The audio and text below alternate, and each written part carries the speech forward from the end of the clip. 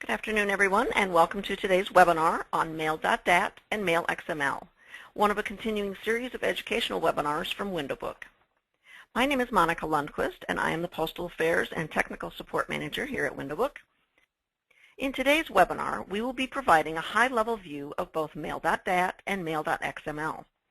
We will discuss the definitions of each of these terms so that you can clearly differentiate between the two. We will also discuss how Mail.dat and Mail.XML work together.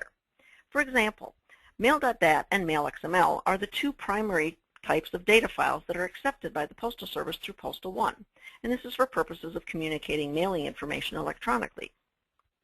We will also cover what types of tools you need to be able to take advantage of these data files and efficiently manipulate the data within them. And lastly, we will talk about the future of Mail.dat and Mail.XML. And while we will not be discussing the technical specifications of these data files today, we do welcome any technical questions that you might have, which we will forward to our technical folks who can provide answers which can be sent out later to the group. So what exactly is Mail.dat? Mail.dat is an industry standard, and it's a database format for communicating mailing information. The specification for Mail.dat was created and is maintained by the ID Alliance organization.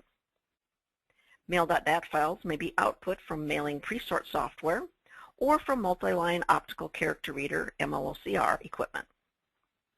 Essentially, Mail.dat summarizes all of the information about a mailing, with the exception of the names and addresses.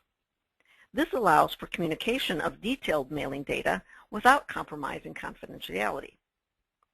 This standard file format allows various parties involved in the mailing process to easily exchange mailing information, knowing it is an industry standard format, easily recognizable, and without the need to re-enter data multiple times.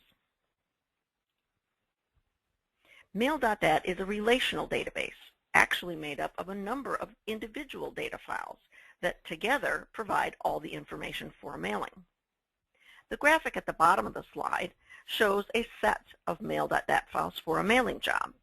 Each individual file is identified by its file name suffix. For example, the file ending in MPU is the mail piece unit file, which contains data describing the mailing piece or mailing unit that is being mailed.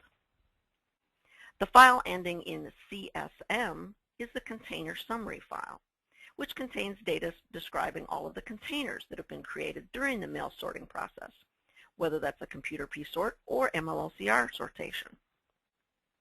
The current Mail.dat specification allows for up to 21 different file types, depending on what is needed to accurately describe the mailing. Most typical Mail.dat files, however, contain around 10 Mail.dat files. There are some files that are required to be present in a Mail.dat file set. These required files include the header file, or HDR, which is the who, what, and when of the mailing job. The component file, or CPT, which is the description of an individual mail piece component, such as an envelope or insert for letter type mailings, or a magazine plus a supplement for a periodical's flat mailing.